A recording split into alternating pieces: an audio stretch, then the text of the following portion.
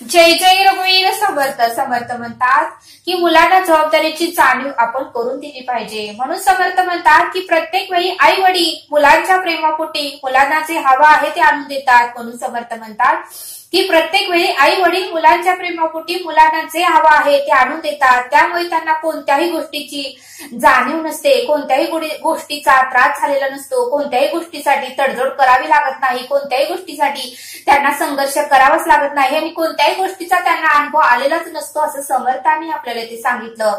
आणि म्हणून समर्थ म्हणतात की मुलांमध्ये जबाबदारीची आणि कर्तव्याची जाणीवच नाही. म्हणून समर्थ म्हणतात की आजकालच्या मुला आणि मुलींमध्ये जबाबदारीची आणि कर्तव्याची जाणीव नाही. या सर्व मुलांच्या स्वभावाला त्यांचे पालक म्हणजे त्यांचे आई वडीलच कारणीभूत आहेत असं समर्थ आपल्याला ते सांगतात. आणि म्हणून समर्थ म्हणतात की वेळोवेळी आपण त्यांना म्हणून समर्थ म्हणतात की वेळोवेळी आपण आपल्या मुला आणि मुलींना सर्व वस्तू पुरवत राहतो, मग त्यांना कोणत्याही गोष्टीसाठी तडजोड करावीच लागत नाही असं समर्थ आपल्याला ते सांगतात. आणि म्हणून समर्थ म्हणतात की जे आजच्या घडीला म्हणून समर्थ म्हणतात जे या आजच्या घडीला मोठ्या पदावर आहेत त्यांचे महाराष्ट्रात भारतातच नाही तर परदेशात सुद्धा नाव आहे. त्यांचे कौतुक जगभर होते पण त्यांच्या मुलांचे कौतुक मात्र कोठेच होत नाही. त्यांचे कौतुक जगभर होते पण त्यांच्या मुलांचे मात्र कौतुक कोठेही होत नाही. कारण त्यांच्या आई वडिलांनी सर्व काही त्यांना रेडी करून दिलेलं असतं. कारण त्यांच्या आई वडिलांनी सर्व काही त्यांना रेडी करून दिलेलंच असतं. आणि म्हणून त्या मुलांना वेगळे असे काही करण्याची गरज पडतच नाही. म्हणून त्या मुलांना वेगळे असे काही करण्याची त्यांना गरज पडतच नाही. त्यामुळे समर्थ म्हणतात की त्यांच्या मुलांचे कौतुक मात्र कधीच होत नाही.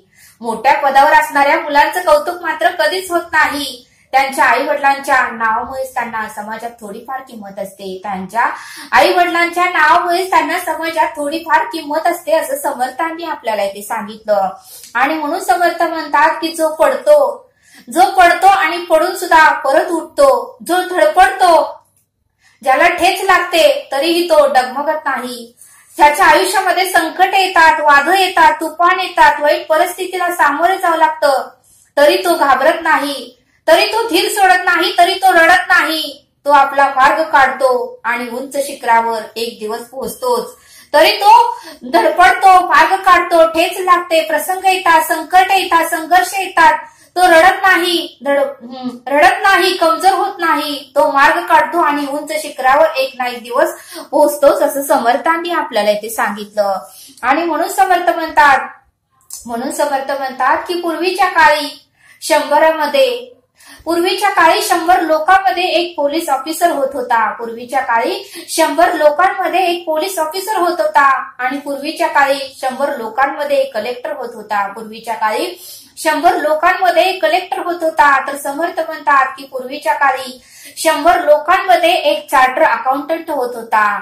आणि म्हणून समर्थ म्हणतात की पूर्वीच्या काळी 100 लोकांमध्ये एक प्राध्यापक होत होता. आणि पूर्वीच्या काळी 100 लोकांमध्ये एक डॉक्टर होत होता तर एक जज होत होता असं समर्थांनी आपल्याला इथे सांगितलं.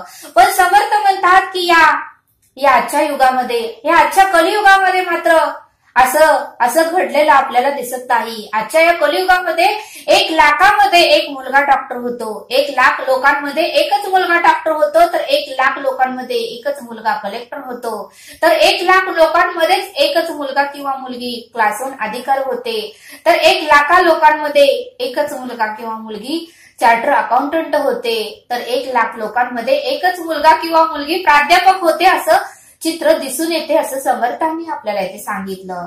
तर याला कारणीभूत कोण आहे याचा आपण थोडा विचार केला पाहिजे असं समर्थांनी आपल्याला इथे सांगितलं. आणि हे समजावून सांगण्यासाठी समर्थ आपल्याला एक बोध सांगतात.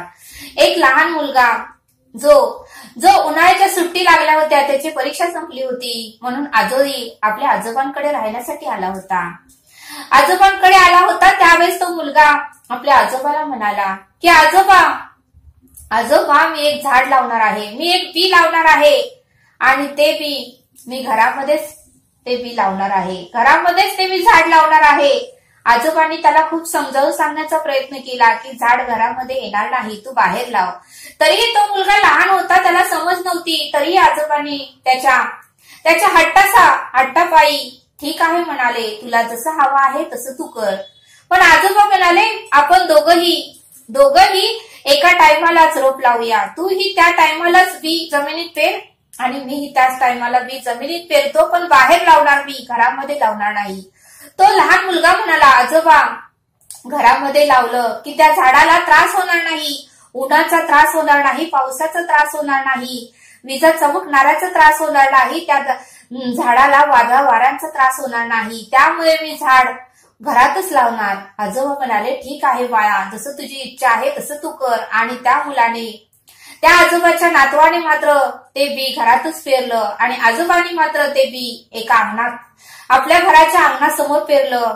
आणि मग त्या मुलाच्या सुट्ट्या संपल्या आणि तो मुलगा आपल्या आई वडिलांकडे परत घरी निघून गेला. आणि परत तो मुलगा 5 वर्षांनी परत आजोबांना भेटायला आला. 5 वर्षाचा कालावधी गेल्यानंतर तो मुलगा परत आपल्या आजोबांना भेटायला आला. त्यावेळेस मात्र त्या मुलाने घरात जे झाड लावलं होतं ते झाड मात्र थोडंच वाढलं होतं, त्याची उंची जास्त वाढलेली नव्हती.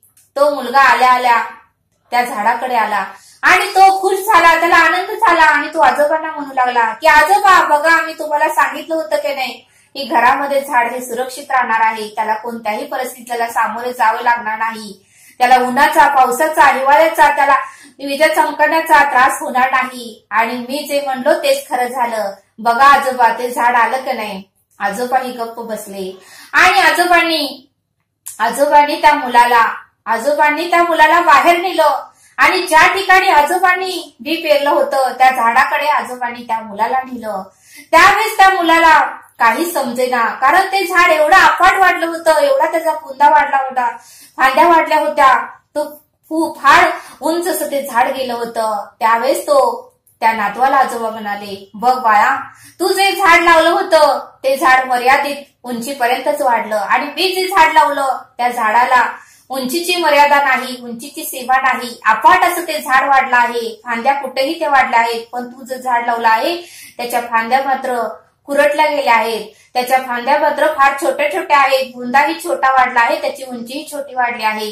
त्यावेळेस मुलगा मात्र तो आजोबांचा नातू मात्र नाराज झाला, त्यांनी खाली मान घातली, कारण ते खरंच होतं, त्याने जे झाड लावलं होतं ते फार छोटं होतं घरातलं आणि जे आजोबांनी लावलं होतं झाड घराच्या समोर ते मात्र अफाट वाढलं होतं. त्या झाडाला कोणत्याही प्रकारची मर्यादा आणि सीमा नव्हती. त्यावेळेस त्या आजोबांनी त्या मुलाला समजावून सांगितलं, अरे मी तुला हेच समजावून सांगतो, जो कम्फर्ट झोन मध्ये राहतो, जो कोणत्याही परिस्थितीला सामोरे जात नाही, कोणत्याही परिस्थितीला संघर्षाला, दुःखाला सामोरे जात नाही, तो असाच छोटाच राहणार आहे. पण हे झाड मात्र मी बाहेर लावलं आहे, हे झाड मात्र कम्फर्ट झोन मधून बाहेर आलेलं आहे. हे झाड मात्र प्रत्येक तुफानाला हे सामोरे गेलं, प्रत्येक वादळाला हे झाड सामोरे गेलं, प्रत्येक संकटाला हे झाड सामोरे गेलं, प्रत्येक परिस्थितीला हे झाड सामोरे गेलं, ऊन वाऱ्याला, विजेला सामोरे गेलं, प्रत्येक परिस्थितीला ते सामोरे गेल्यामुळे हे झाड अफाट वृक्ष बनलं आहे. हे झाड अफाट वृक्ष बनलं आहे आणि त्याच्या उंचीची सीमाही नाही आणि त्याच्या उंचीची मर्यादा नाही, असा तो अफाट वाढला आहे. आणि म्हणून ते आजोबा मुलाला म्हणाले, तूही या झाडापासून बरंच काही शिकू शकतो, या झाडापासून बरंच काही आपल्याला शिकण्यासारखं आहे. आणि म्हणून समर्थ म्हणतात की या बोधातून आपल्याला हे शिकायला मिळतं की जो प्रत्येक परिस्थितीला सामोरे जातो, जो प्रत्येक संकटाला सामोरे जातो, जो प्रत्येक वेदनेला सामोरे जातो, तो प्रत्येक परिस्थितीला ठेच लागली तरी तो सामोरे जातो, तो रडत नाही, खचत नाही, घाबरत नाही, तो नेहमी प्रत्येक परिस्थितीला सामोरे जाऊन उंच शिखरावर पोहोचतोच, असं समर्थांनी आपल्याला सांगितलं. आणि म्हणून समर्थ म्हणतात की आलेल्या परिस्थितीला, संकटाला सामोरे गेल्याशिवाय मोठ्या शिखरावर आपण कधीही पोहोचणार नाही. आलेल्या परिस्थितीला, संकटाला सामोरे गेल्याशिवाय आपण मोठ्या शिखरावर कधीही पोहोचणार नाही. आणि म्हणून समर्थ म्हणतात की आपल्याही मुला आणि मुलींना अनुभव येणे फार गरजेचं आहे. त्यांनाही कम्फर्ट झोन मध्ये ठेवू नका, त्यांनाही जबाबदाऱ्या सांगा, त्यांनाही तडजोड करू द्या.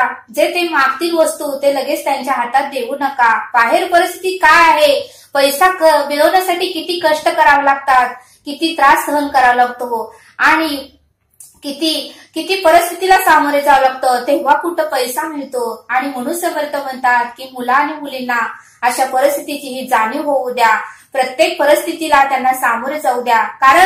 कारण मुला आणि मुलींना आपण शेवटपर्यंत साथ देऊ शकत नाही. कधी कोणाचा मृत्यू येईल आणि कधी त्यांच्या आयुष्यातून आपण निघून जाऊ हे सांगता येत नाही. आणि म्हणून समर्थ म्हणतात की त्या मुलांना जर आपण जर हे जग सोडून गेलो तर त्या मुलांची काय अवस्था होईल. म्हणून समर्थ म्हणतात की आपण अस्वस्थपर्यंत त्यांना योग्य तो मार्ग आपल्याला दाखवता आला पाहिजे, योग्य ती परिस्थिती आपल्याला त्यांना सांगता आली पाहिजे, व्यवस्थित समजावून सांगून त्यांना आपण उत्तमाचा मार्ग सांगता आलं पाहिजे असं समर्थांनी आपल्याला इथे सांगितलं. आणि म्हणून समर्थ म्हणतात की अचानक जर आपण त्यांच्या आयुष्यातून गेलो तर त्यांना जगणं फार अवघड होईल. कारण त्यांनी कुठलीही परिस्थिती फेस केलेली नसते, कुठलं त्यांना बँकेचे व्यवहार माहिती नसतात, की कोणती परिस्थितीला ते सामोरे गेले नसतात आणि त्यांना कोणत्याही प्रकारचा अनुभव आलेला नसतो. आणि म्हणून समर्थ म्हणतात की आपल्या मुलांनी मुलींना प्रेमही करा आणि त्यांना आतून कणकरही बनवा असं समर्थांनी आपल्याला इथे सांगितलं. आणि म्हणून समर्थ म्हणतात की आजच्या दगदगत्या कलियुगामध्ये प्रत्येक मुला आणि मुलींना अनुभव येणे फार गरजेचं आहे. त्यांनाही त्यांच्या जबाबदारीची, कर्तव्याची जाणीव आपल्याला करून देता आली पाहिजे. कारण योग्य तो मार्ग आपल्या मुला आणि मुलींना हे आपले त्या मुला मुलींचे आई वडीलच सांगू शकतात. बाहेरचे लोक त्यांना योग्य मार्ग सांगू शकणार नाही असं समर्थांनी आपल्याला इथे सांगितलं. आणि म्हणून समर्थ म्हणतात की आपण मुला आणि मुलींच्या नजरेत वाईट जरी झालं तरी चालेल, पण त्यांना योग्य तो मार्ग आपल्याला दाखवता आला पाहिजे असं समर्थांनी आपल्याला इथे सांगितलं. तरी आता आपण येथेच थांबूया. धन्यवाद. जय सद्गुरू.